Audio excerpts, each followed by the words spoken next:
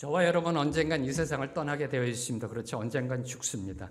네, 죽을 때 여러분은 여러분의 후손들에게, 자손들에게, 남아있는 사람들에게 떳떳하게 나처럼 살아라라고 말씀할 수 있으실런지요? 사람은, 인간이라면 누구나요, 제대로 올바로 한번 인생 살아보고 싶어 합니다. 안 그런가요? 한 번밖에 주어지지 않은 인생, 한번 제대로 멋지게 살아보고 싶다. 누구에게나 있는 소망입니다. 이 세상 떠날 때 우리 자녀들에게 이 아빠처럼, 이 엄마처럼 살아봐라 라고 이야기하고 싶어 하는 게 우리 인간의 본능적 욕구가 아닐런지요. 그 어느 누구도요, 인생이 엉망진창 뒤죽박죽으로 살기를 원하지 않습니다. 그렇죠. 그런데 문제는 누구에게나 인생이 처음이라는 겁니다. 이게 문제입니다. 그렇죠? 누구에게나 인생은 처음입니다. 처음부터 완벽한 사람은 없다라는 겁니다. 아예 완벽한 사람은 없습니다. 애초에 완벽한 사람은 없습니다. 그래서 시행착오는 살아가면서 피할 수 없는 우리 삶의 일부분입니다. 여러분의 지금까지 삶을 생각해 보세요. 안 그런가요? 시행착오의 삶을 살아오지 않으셨는지요? 그러면서 깨닫게 되고 교훈받게 되고, 다시 말해 우리의 인생, 저와 여러분의 인생은 시행착오를 통해 완성되어져 간다라는 겁니다. 네. 얼마 전에 우리 김정숙 집사님, 이명숙 집사님 개인 그 미술 전시회가 열렸었습니다. 네, 그때 제가 가서 딱 봤을 때, 그때 나누진 않았습니다만, 저 그림을 완성하기 위하여 몇 개의 도화지를 버렸을까를 생각했습니다. 네, 얼마나 많이 버렸을까? 처음에 딱 완성됐을까? 아니요, 아닐 것 같아요. 네, 시행착오죠. 이렇게도 그려봤다가 이게 문제가 되니까 다시 그려보고, 이게 바로 저와 여러분의 인생이고 다윗의 인생도 예외가 아니었다는 겁니다. 하나님의 마음이 아파한 사람 다윗의 인생도 예외가 아니었습니다.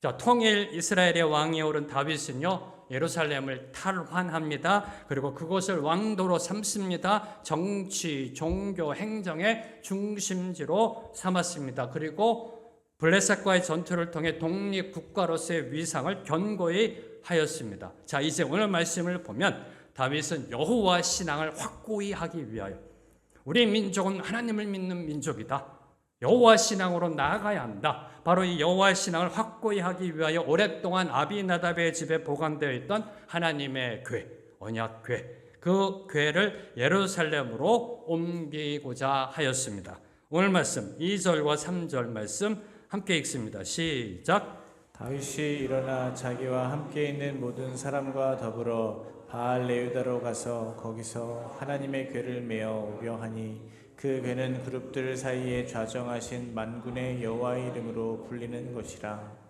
그들이 하나님의 궤를 새 수레에 싣고 산에 있는 아비나답의 집에서 나오는데, 아비나답의 아들 우사와 아휴가 그 새 수레를 모니라.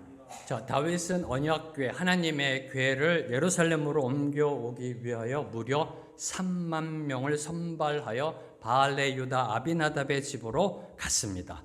자, 여기서 저와 여러분이 먼저 주목해야 하는 것, 하나님의 궤, 언약궤는 성막의 지성소에 모셔야 한다는 겁니다.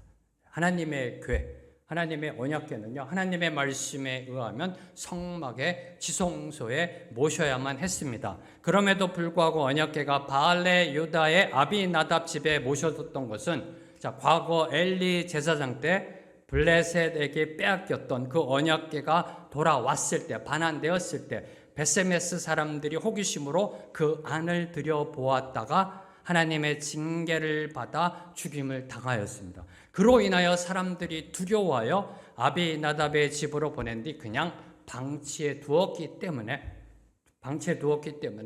성막의 지성소에 모셔있지 못하고 아비나답의 집에 모셔져 있었던 겁니다. 무려 70년이나 방치되어 있었습니다. 무려 70년이나. 다윗은 이렇게 방치된 하나님의 궤를 이스라엘의 왕도로 삼은 예루살렘으로 옮기고자 하였던 겁니다. 자, 하나님의 궤, 언약궤는 오늘 말씀 2절에도 나와 있듯이 하나님의 임재를 상징합니다. 하나님의 임재를 상징합니다. 그러므로 하나님의 궤를 왕도 예루살렘으로 모시어 드린다는 것은 곧 하나님을 진정한 왕으로 모신다라는 의미가 담고 있는 겁니다. 언약궤는 하나님의 임재를 상징합니다. 그 임재의 상징인 언약궤를 예루살렘으로 운반하여 온다라는 것은 하나님을 왕으로 모시겠다라는 선포가 되는 것입니다. 다시 말해 다윗은 비록 자신이 지금 이스라엘의 왕 위에 있기는 하지만 자신은 하나님의 대리사일 뿐이라는 겁니다. 대리 통치자일 뿐이라는 겁니다. 진정한 왕은 하나님이심을 천명한 것이 바로 언약궤를 예루살렘으로 이동하고자 한 것입니다. 모든 것이 하나님의 주권하에 있음을 선포한 것이 예루살렘으로의 언약궤 운반입니다. 바로 이것이 오늘 저와 여러분이 본받아야 할 다윗의 영성입니다. 이것이 오늘 저희들이 본받아야 할 우리의 삶의 모습입니다. 이 세상 모든 것이 하나님의 주권하에 있습니다. 우리의 인생도 주님의 주권하에 있습니다. 믿으시는지요? 믿으시는지요? 그런데 이를 믿고 살아가면서도 우리의 신앙 가운데, 우리 인생 가운데 시행착오를 겪잖아요. 실수를 하잖아요. 신앙생활 해가는 데 있어서. 왜요? 그 믿음에 내 생각이 들어가니까. 그 믿음에 모든 것은 하나님께 속해 있다.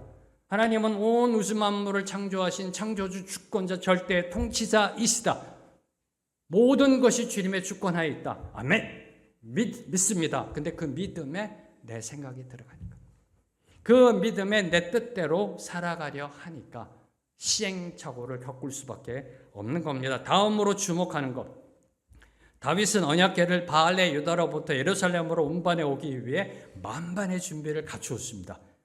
거국적이고 성대한 이 축제의 분위기를 조성하였습니다. 1절을 보면요, 다윗이 공식적으로 동원한 인원이 몇 명인가요? 3만 명. 어마어마한 숫자입니다. 당시 3,000년 전에 3만 명이 넘는 인원을 동원했고요. 3절을 보면 새 수레를 마련했습니다. 저는 이런 생각을 해봤어요. 이게 얼마나 걸렸을까? 새 수레 만드는데 하루 이틀에 되지는 않았을 겁니다. 정성을 다해서 새 수레를 마련하여 언약궤를 실어 나르도록 하였습니다. 그리고 다윗은 친히 온 백성들과 더불어 온갖 악기를 가지고 찬양하며 그 뒤를 따라갔습니다. 이게 5절에 보여진 말씀입니다. 참으로 이 모습을 생각해 보세요. 웅장하고요, 3만 명이 넘는 웅장하고 장엄한 의식입니다. 아마 거룩의 경외감을 느꼈을 겁니다. 그런데 이러한 다윗의 헌신과 열정에도 불구하고 그 결과는 좋지 못하였습니다.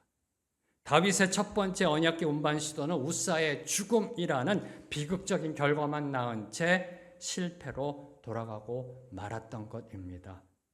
이에 대해서 저와 여러분이 반드시 던져야 될 질문이 있잖아요. 그럼 왜? 무엇이 문제였는가라는 질문을 반드시 던지고 그 답을 들어야 됩니다. 3만 명이나 넘는 사람들의 찬양이 울려 퍼지는 거룩한 의식이었는데, 생각해 보시라니까, 묵상해 보시라니까요.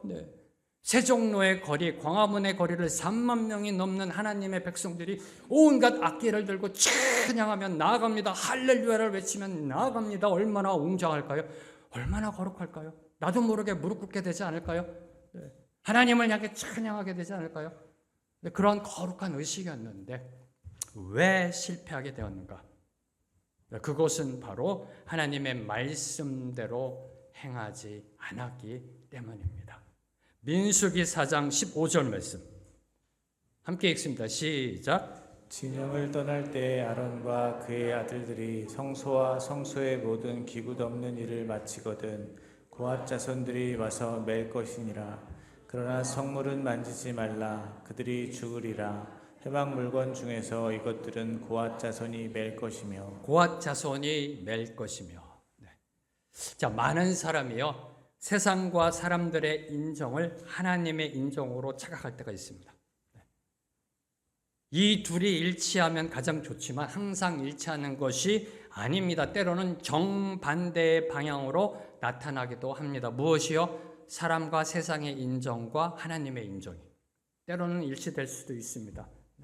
그러나 정반대로 나타나기도 합니다. 사람들이 보기에 아무리 거룩하게 보여도 다윗 왕이시여 참으로 훌륭하십니다. 참으로 거룩하십니다. 어찌 이리 하나님을 경외하며 성실하게 섬길 수 있을런지요. 새 수레를 만드시고 3만 명이나 넘는 이 찬양대 찬양 올려드리고 하나님은 분명히 기쁘게 받으실 겁니다 라고 하지 않았을까요? 네.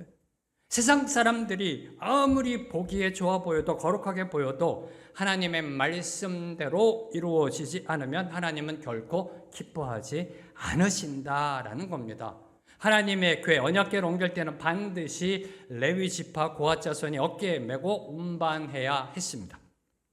그럼에도 다윗은 언약궤를 수레로 옮기고자 하였던 것입니다.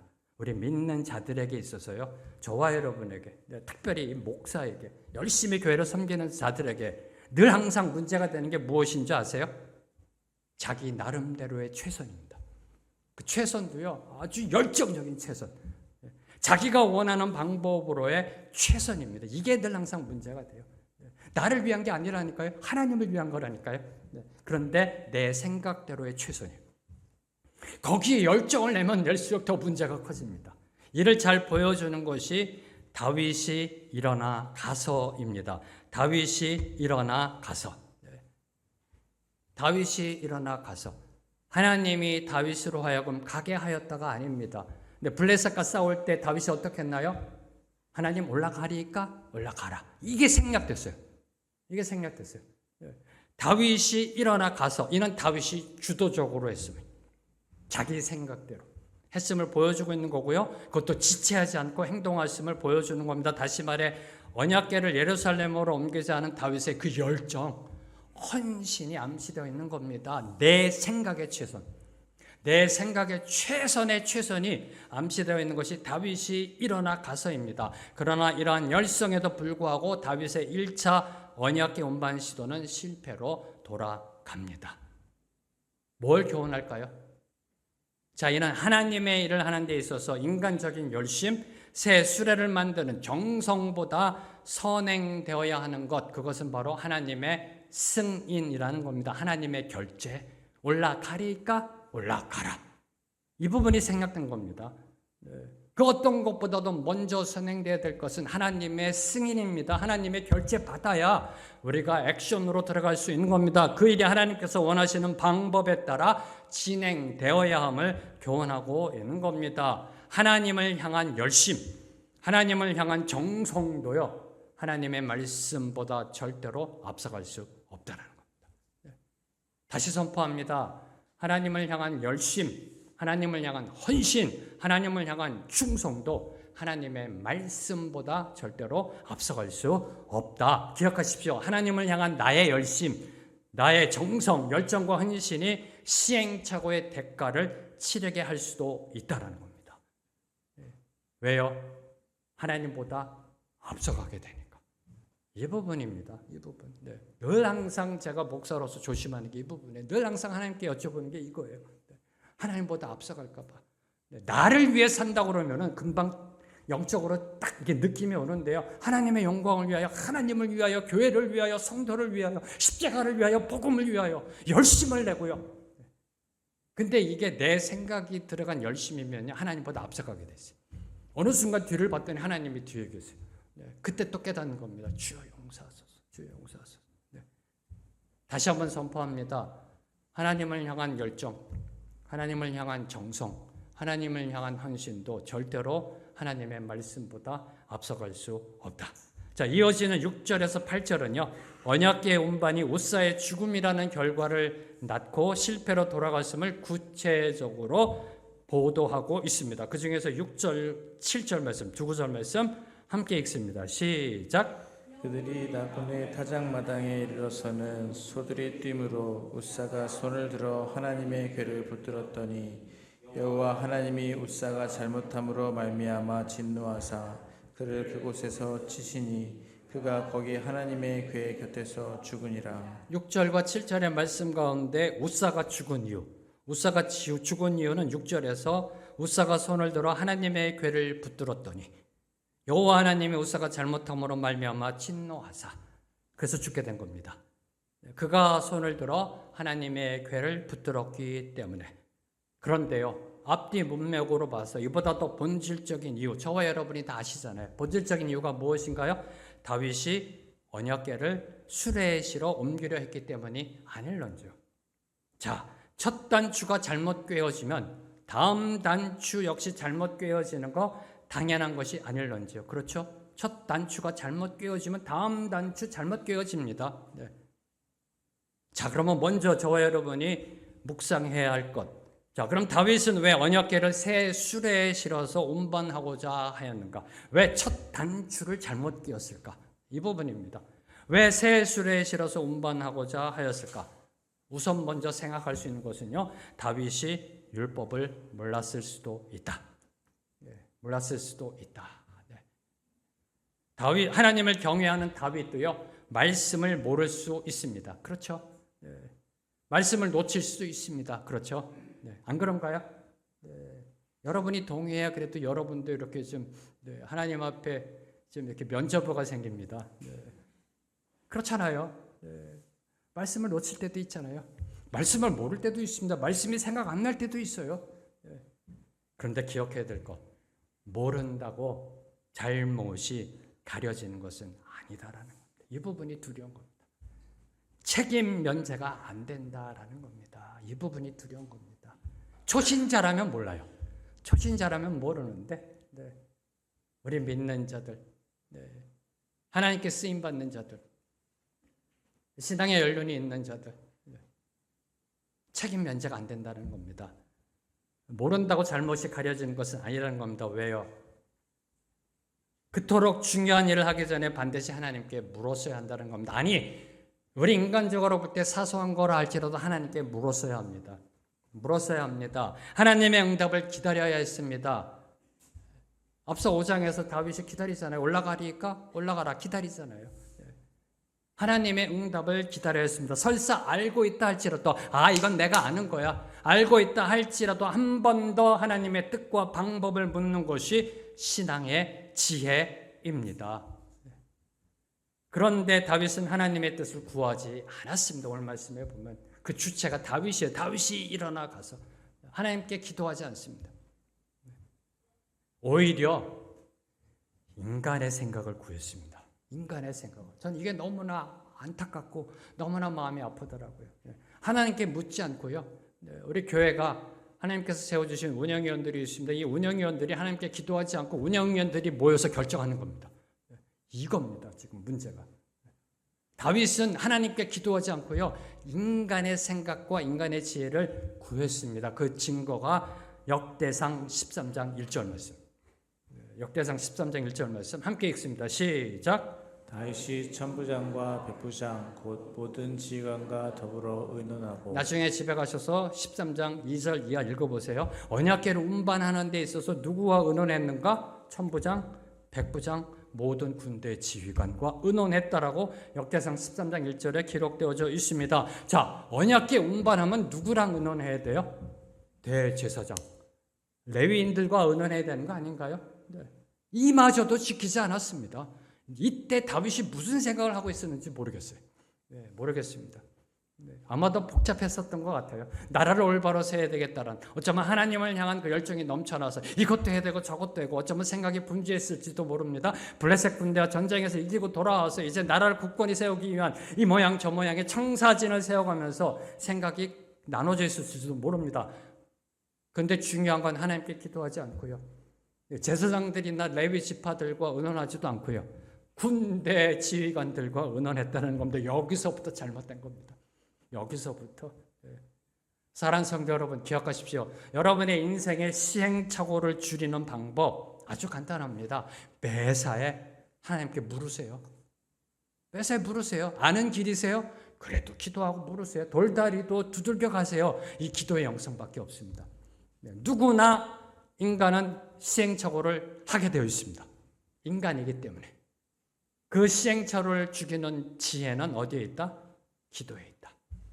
하나님께 묻는 방법밖에는 없습니다. 자, 다음으로 생각할 수 있는 거, 왜 다윗이 새 수레에 실어 언약궤를 옮기려 했을까? 첫째, 율법을 모를 수도 있다. 둘째, 당시 물건을 옮길 때 보편적인 방법대로 수레를 사용하여 언약궤를 운반고자 했을 수도 있습니다.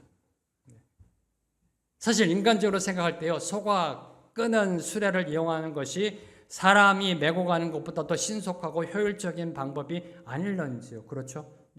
소가 끄는 수레를 이용하는 것이 더 효율적인 게 아닌가요? 더 안전하고요. 자, 과거 블레셋 사람들도 언약궤를 이스라엘로 반환할 때 새 수레를 만들어 그곳에 언약궤를 실어 반환하였습니다. 이게 당시의 관습입니다. 중요한 것을 옮길 때요, 새 수레를 만듭니다. 그리고 거기에 온갖 금은보화를 넣어서 옮깁니다. 이 방법대로 다윗이 시행했던 겁니다. 세상적인 방법을 다윗이 택하였던 겁니다. 자, 이는 다윗이 아무리 의도가 선하다 할지라도요, 그것을 이루기 위한 과정에서 세상의 방법을 쫓아간다면 그 또한 명백한 죄요, 불순종임을 교훈하고 있는 겁니다. 누구에게? 우리 믿는 자들에게요. 기억하십시오. 목적이 수단을 정당할 수 없습니다. 목적이 수단을 정당할 수 없습니다. 절대로 수단을 정당할 수 없습니다. 기억하십시오. 우리 믿는 자들이 말씀이 아닌, 하나님의 말씀이 아닌 세상의 논리와 상식과 가치관을 따라 살아간다는 것은요, 인생길을 돌아가는 겁니다. 감사해요. 가긴 갑니다. 그래도 돌아간다는 거. 그것도 아주 삥 돌아가는 겁니다. 누가? 우리 믿는 자들이. 저와 여러분이, 하나님의 성도가 하나님의 말씀대로 살아가지 않고요, 세상적인 방법, 세상적인 논리, 세상적인 상식, 세상적인 가치관대로 살아가는 것은요, 인생길 돌아가는 거예요. 아주 삥 돌아가는 겁니다. 쉽게 설명드릴까요? 서울에서 부산 갈 때 어떻게 가세요? 여러분의 그 GPS, 내비게이션은 뭐라고 얘기해줘요? 그거대로 가는 게 가장 빠른 길이잖아요. 그런데 서울에서 부산 가는데 강릉 갔다, 인천 갔다, 속초 갔다, 대선 갔다 간다면 여러분 어떠세요? 그 모습이? 참으로 바보스럽지 않으세요? 참으로 어리석은 모습처럼 보이지 않으세요? 돈 낭비, 시간 낭비, 기름 낭비 아니에요? 아닌가요? 좀 그렇다라고 대답을 좀 해주세요. 그게 바로 우리 믿는 자들이 세상의 방법대로 살아가는 겁니다. 다윗 세상 방법대로 살아가지고요, 그 방법대로 해가지고 실패로 돌아가잖아요. 한 번에 끝낼 수 있는 걸 한 번 더 하게 되잖아요. 이게 얼마나 바보스러워요. 다시 선포합니다. 하나님의 백성이 하나님의 말씀대로 살지 않고 세상의 방법, 가치관, 논리, 이성, 상식대로 살아간다는 것은 서울에서 부산 갈 때 강남 갔다, 인천 갔다, 대전 갔다, 속초 갔다 가는 것이다. 얼마나 바보스러운가. 얼마나 이게 낭비하는 것인가. 기억하십시오. 돌아가면은 반드시 그 대가를 치르게 되어 있습니다. 돌아가면은요, 반드시 대가를 치르게 되어 있습니다. 자, 다음으로 묵상하는 거.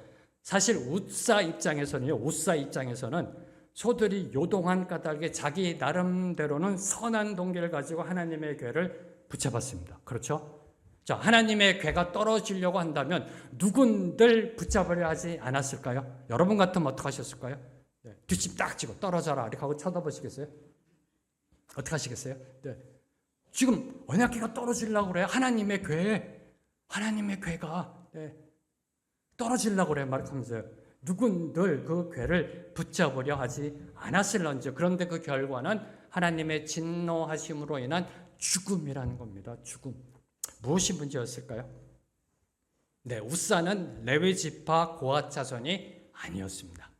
그럼에도 불구하고 하나님의 궤에 감히 손을 대었기 때문입니다. 이게 팩트입니다.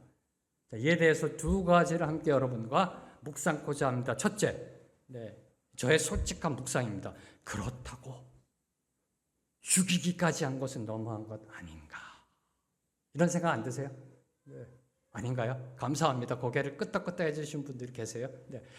하나님 그렇다고요. 죽이시기까지 한 것은 좀 너무한 것 아닌가요? 좀 경고해 주시고 성경 좀 읽어라. 나이만큼 좀 읽어라라고 또 좀 권면해 주시고 해주셨으면 얼마나 좋았을까.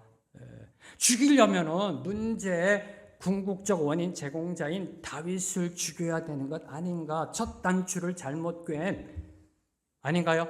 왜 다윗은 멀쩡하고 웃사를 죽이셨는지요? 이 부분을 묵상하다가요, 이 부분을 묵상하다 내린 결론. 네. 시원한 답은 얻을 수 없었습니다. 근데 묵상하다 내린 결론.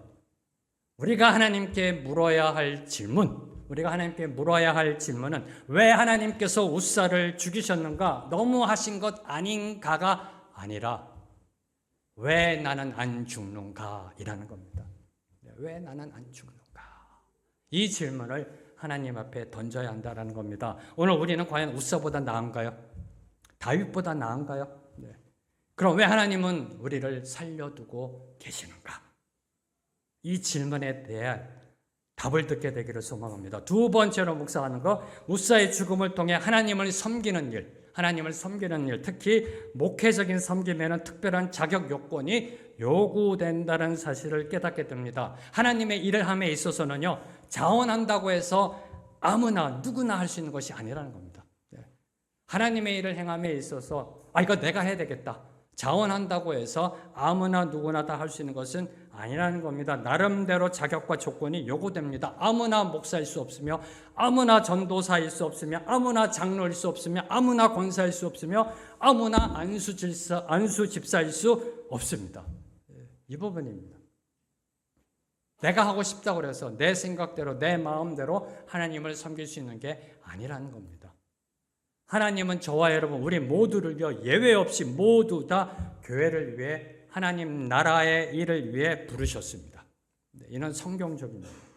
저와 여러분을 하나님의 백성으로 삼으셨습니다. 그리고 하나님 나라를 위해 각각의 목적을 가지고 우리를 부르셨습니다. 그 부르심에는 분명한 목적이 있으며 그 목적을 수행해 나감 속에는 우리 각자가 담당해야 할 영역이 있습니다. 하나님이 맡기신 사명이 있습니다. 하나님이 맡기신 자리가 있습니다. 그래서 각자 받은 은사대로 받은 직분대로 맡은 바 충성을 다하는 것이 부름받은 자로서 마땅히 해야 할 의무이자 책무인 것입니다. 그 맡은 바 책임과 의무의 영역을 넘어서는 것, 하나님이 나를 부르셔서 맡기신 그 사명의 자리를 넘어서는 것은 하나님의 부르심에 대해 고개를 쳐드는 반항이자 불순종이라는 겁니다. 이 부분을 지금 하나님께서 웃사의 죽음을 통해 교훈하고 계신 겁니다. 자, 성경에 보면 왕으로 부름받은 우시야가 그에게 맡겨진 영역의 경계를 넘었습니다.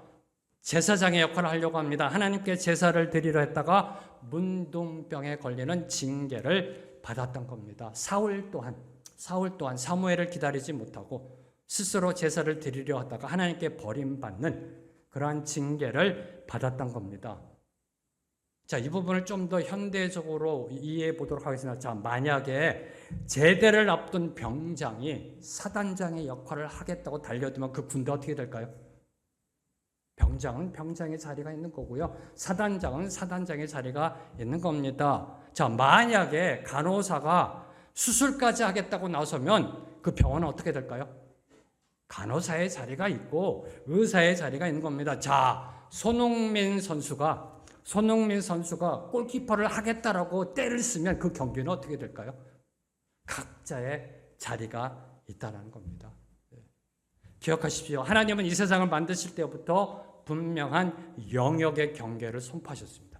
이 세상을 만드실 때 태초에 물과 육지를 나누시고요, 바다가 육지의 경계를 넘어서지 못하게 하셨습니다. 이것이 하나님의 창조 원리입니다.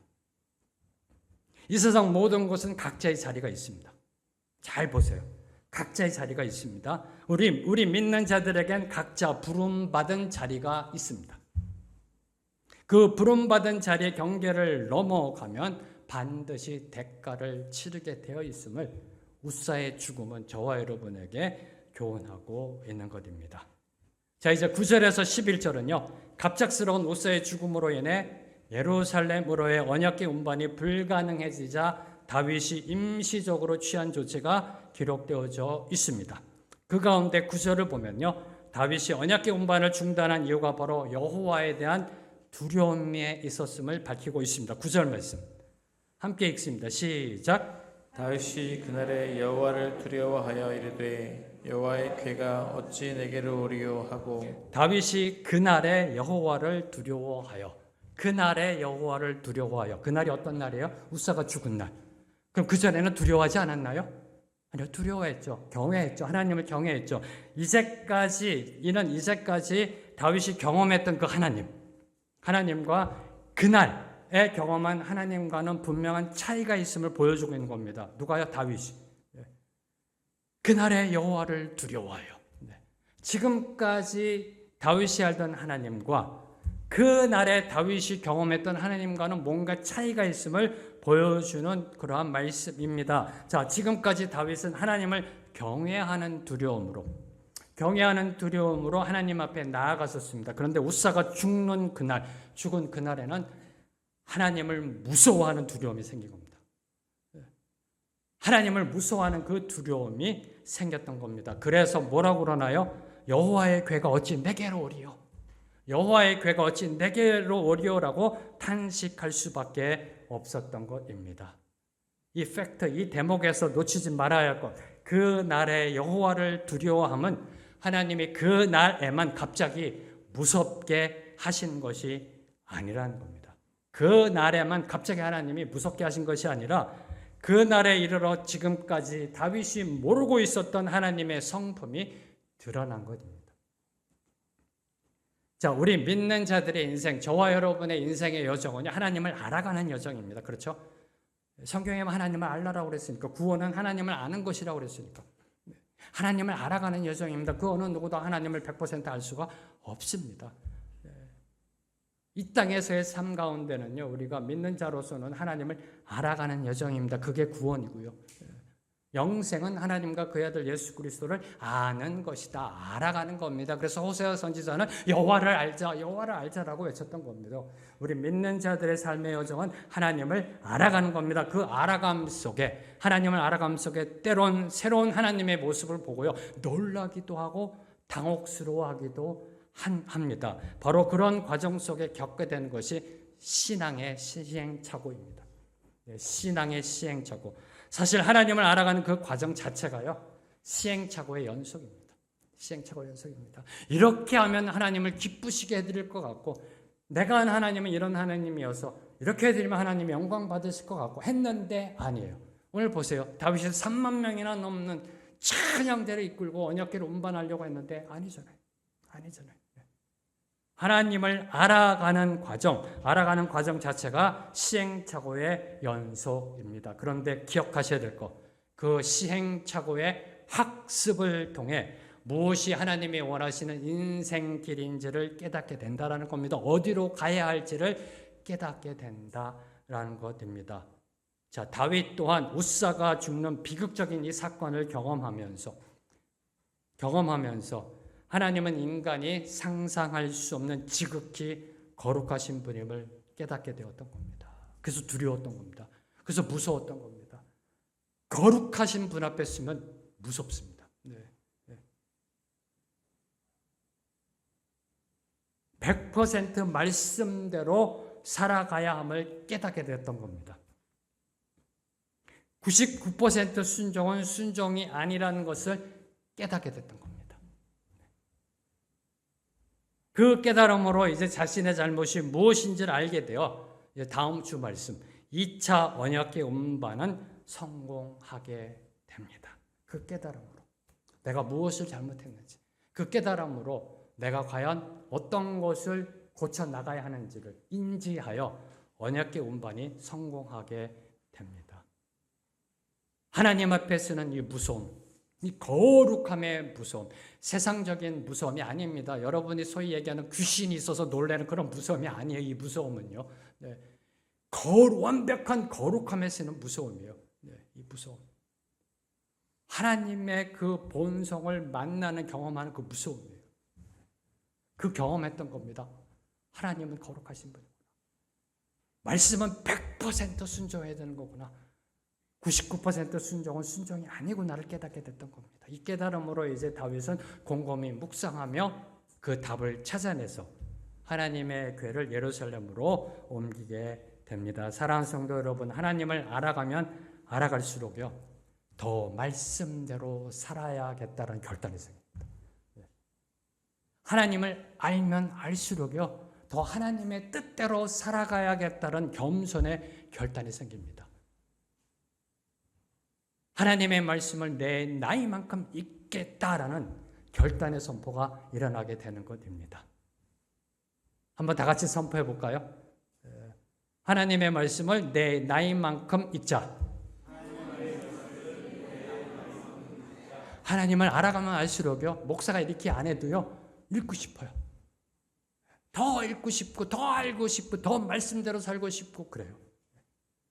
바로 그 과정으로 지금 다윗이 이끌림 받고 있는 겁니다. 이제 이어지는 10절에서 11절을 보면요, 다윗은 두려움으로 인하여 하나님의 궤를 오벳 에돔의 집에 머물게 하였습니다. 먼저 10절을 보면 다윗이 여호와의 궤를 옮겨 다윗성 자기에게로 메어 가기를 즐겨하지 아니하고 가드 사람 오벳 에돔의 집으로 메어 간지라. 이는 당연한 것입니다.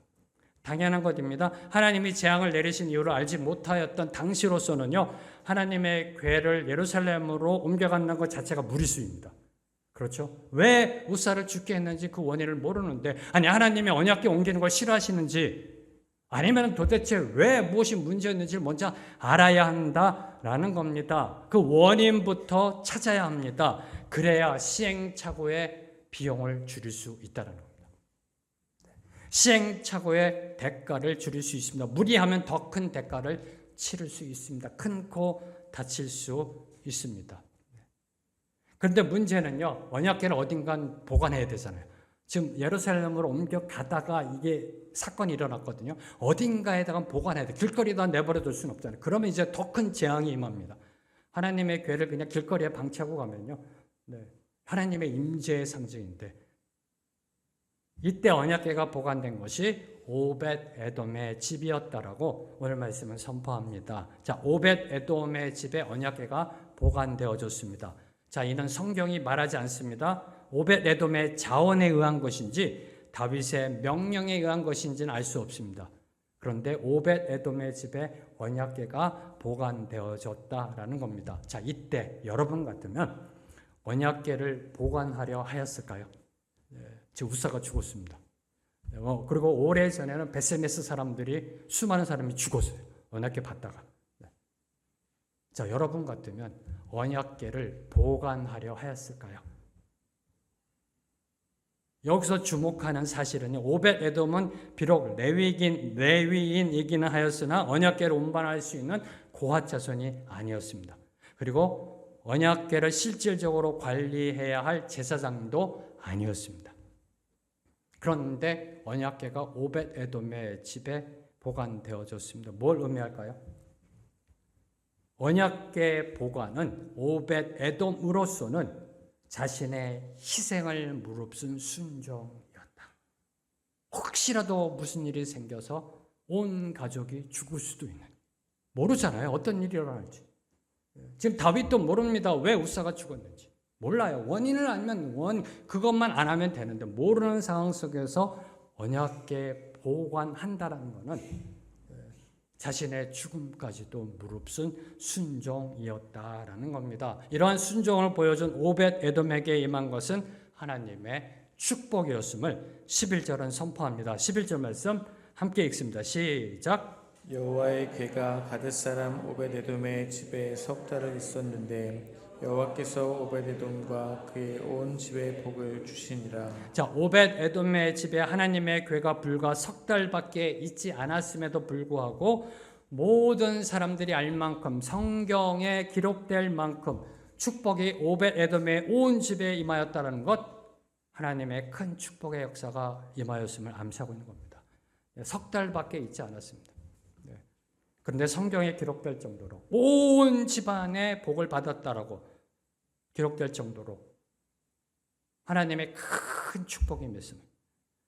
이에 병행 구절인 역대상 26장을 보면요, 26장을 보면 이 물질적 축복 외에 후손에 대한 축복, 잉태의 축복이 임하였음을 알 수가 있습니다. 자, 이렇듯 자기를 내려놓고 하나님을 영접하는 자, 하나님을 위하여 자기를 희생하려 하는 마음을 가진 자에게는 하나님께서 반드시 복으로 갚아 주십니다. 이로 볼 때 오벳 에돔 고핫 자손 아닙니다. 이로 볼 때 우사 고핫 자손 아닙니다. 근데 죽었습니다. 어떤 말씀의 문자적인 의미로 인하여 하나님의 말씀대로 그대로 문자적으로 적용해서 죽인 게 아니라는 겁니다. 그 마음. 네. 우사의 마음과 오벳 에돔의 마음에는 차이가 있었더라고요. 오벳 에돔에는 자기의 목숨을 건 하나님을 향한 순종이 있었던 거고요. 우사에게는 종교적 의무가 있었음을 저와 여러분 이 모습을 통하여 알 수가 있는 겁니다. 오벳 에돔 고아 자손 아닙니다. 근데 죽지 않았습니다. 3개월 동안 이 언약궤를 보관하면서 고아 자손이 아니었기 때문이 아니라는 겁니다. 그 마음밭이 무엇이었는지를 보여주고 있는 겁니다. 자, 오늘날 우리에게는요, 손해와 희생을 무릅쓰고 보관해야 할 언약궤는 없습니다. 그렇죠? 그 어떤 희생을 무릅쓰고 목숨 걸고 보관해야 할 언약궤는 없습니다. 그러나 하나님의 말씀인 성경은 있습니다. 그 누구에게나 성경은 있습니다. 그 어떤 손해나 희생이 따른다 할지라도 우리 믿는 자들은 하나님의 말씀대로 살아가야 합니다. 다시 선포합니다. 그 어떤 손해가 임한다 할지라도, 그 어떤 희생을 치른다 할지라도 저와 여러분은 하나님의 말씀대로 살아가야 합니다. 말씀을 따라가야 합니다. 왜요? 성경 말씀이 우리의 영적 언약궤이니까. 영적 언약궤이니까. 오늘 말씀을 맺겠습니다. 다윗이 언약궤를 운반하고자 한 것은 분명 선한 동기와 목적에서 비롯된 것이었습니다. 선한 동기에서 시작된 것이었습니다. 하나님의 임재의 상징인 언약궤를 왕도 예루살렘에 옮김으로 하나님이 다스리시는 나라를 선포하고 싶었던 겁니다. 하나님이 왕이심을 선포하고자 하였던 겁니다. 그러나 다윗의 1차 언약궤 운반의 방법과 과정은 결코 선하지 못하였습니다. 하나님의 말씀대로 행하지 아니하였습니다. 나름대로의 최선을 다했던 겁니다. 이는 우리가 아무리 선한 동기와 목적 그리고 열심을 가지고 있다고 해도 그것이 하나님의 뜻에 합당한 방법으로 추진되지 않는다면 반드시 시행착오의 대가를 치르게 되어 있다라는 사실을 교훈합니다. 오늘 저와 여러분 우리 모두도요 다윗처럼 실수할 수 있습니다. 아니 실수합니다. 시행착오의 잘못을 범하고 실패를 경험하기도 합니다. 그런데 잊지 말아야 할 것, 동일한 실수나 잘못을 반복해서는 안 된다. 동일한 실수나 잘못을 반복해서는 안 된다. 다음 주 살펴보겠습니다만 말씀 속에 기록된 다윗처럼 찾아내야 합니다. 무엇이 문제인지. 그리고 하나님의 말씀대로 행해야 한다라는 겁니다. 오늘 말씀을 생각하며 함께 찬양함으로 나아갑니다. 자, 시행착오는요, 인간의 힘으로는 절대 막을 수 없습니다. 오직 전지전능하신 하나님의 인도하심의 은혜만이 우리를 정답의 길로 나아가게 합니다. 이를 소망하며 함께 찬양합니다. 오늘 이곳에 계신 성령님 우리에게 말씀하여 주시옵소서. 우리를 가르쳐 주시옵소서. 그래서 뭘 어떻게 해요? 그리하여 주님보다 앞서지 않게 하옵소서. 함께 찬양하며 나아갑니다.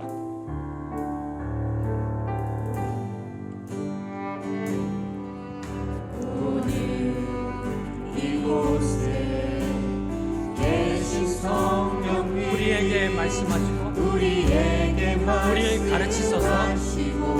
우리를 그 길이 주님이 원하시는 길인지 닫힌 우리 마음 열어주시고 주의 빛으로 열어주시고 주의 빛으로 우리를 인도하소서.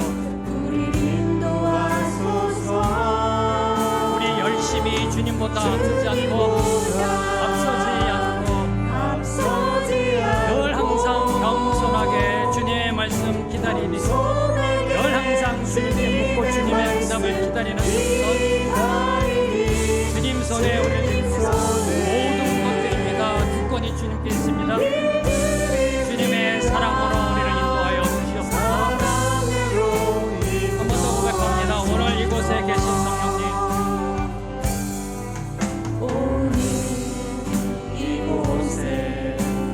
계신 성령님 우리에게 말씀하시고 들을 수 있는 귀를 열어주시고 우리를 가르쳐 주시옵소서. 어느 길로 가야 하는지 가르쳐 주시옵소서. 닫혀있는 우리만 열어주시옵소서. 주의 빛을 비추어 주시어서 그 길로 나아가게 하옵소서. 우리를 인도하여 주시옵소서. 말씀으로 이끌어 주시옵소서. 우리의 열심이 주님보다 앞서지 않고 앞서지 않고 겸손하게 주님의 말씀 기다리리. 주님의 말씀 기다리리. 주님의 손에 우리를 드립니다. 사랑으로 인도하소서. 주님보다 앞서지 않고 앞서지 않고 한 발짝도 앞서지 않기를 소망합니다. 늘 항상 주님을 뒤따라가기를 소망합니다. 주님의 말씀 따라 살기를 소망합니다. 주님께 묻고 주님의 응답을 기다리는 겸손한 하옵소서. 드립니다. 우리를 드립니다. 모든 것 다 주님께 드립니다. 주님의 사랑으로 은혜로 인도하여 주시옵소서. 한 번 더 고백합니다. 주님보다 앞서지 않고 우리의 열심이 우리의 정성이 우리의 헌신이 주님보다 앞서지 않고 겸손하게 주님의 말씀 기다리리. 주님 손에 드립니다. 사랑으로 인도하소서. 주 사랑 거친 풍랑에도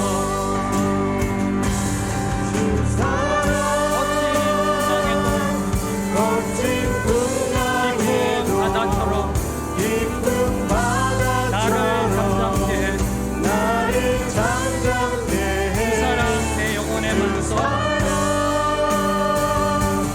그 사랑 위에 서리.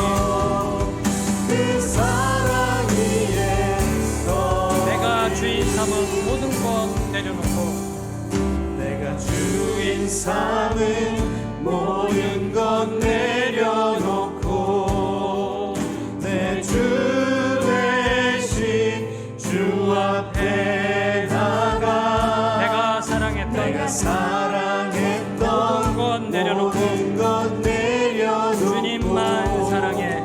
주님만 고백합니다. 내가 주인 삼은 모든 것 내려놓고 내가 주인 삼은 것 내려놓고 모든 것 내려놓고 내 주 대신 주 앞에 나가. 내 주 대신 주 앞에 내가 사랑했던 모든 것 내려놓고 내가 사랑했던 모든 것 내려놓고 모든 것 주님만 사랑해. 주님만 주 사랑 거친 풍랑에도 주 사랑 거친 풍랑에도 그 어떤 시련과 고난과 위기 가운데도 풍랑에도 우리를 이끄십니다. 깊은 우리를 잠잠케 하시고 바다처럼 우리를 이끌어 주시고 나를 잠잠케 해. 그 사랑 내 영혼의 반석 내 영혼의 반석 그 사랑 위에 마지막으로 한번 고백합니다. 주 사랑 거친 풍랑에도 주 사랑 거친 깊은 바다처럼 나를 잠잠케 깊은 바다처럼 나를 잠잠케 해. 내 영혼의 반석 사랑 내 영혼의 반석 그 사랑 위에 서리. 하나님 아버지 간절히 기도합니다. 오늘 다윗의 모습을 통하여 교훈받은 것 우리의 삶에 온전히 적용될 수 있는 지혜를 허락하여 주시옵소서. 그 어떤 경우에도 절대로 주님보다 앞서지 않게 하옵소서. 늘 항상 주님의 말씀대로 살아가는 순종이 있게 하여 주시옵소서. 늘 항상 범사의 주님께 묻고 또 묻고 거북이 영성의 기도로 하나님의 길을 따라가는 우리 모두가 되게 하여 주시어서 이 세상 떠나는 날 우리의 자손들을 향해 나처럼 살아라라고 선포하며 하나님께로 들어가는 우리 모두가 되게 하여 주시옵소서. 예수님의 이름으로 기도합니다. 아멘.